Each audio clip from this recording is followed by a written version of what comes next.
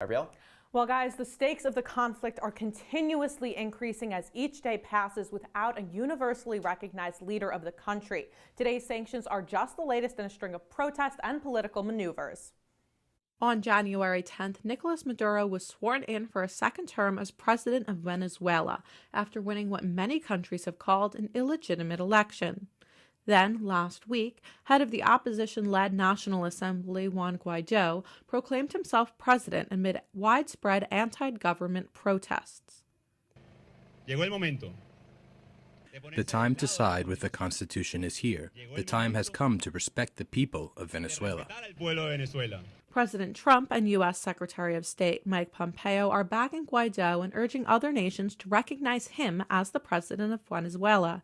But Maduro, who is backed by Russia and China, is saying he believes the actions of Guaido are actually a coup planned by the U.S. government. It's an expression of an empire in the face of decline. Pompeo is expressing an empire that is now shouting and threatening. And despite the struggle for control, Guaido is not backing down. He wrote the Bank of England asking them not to give Maduro $1.2 billion worth of gold kept in the bank's vaults, a request with which the bank has thus far complied.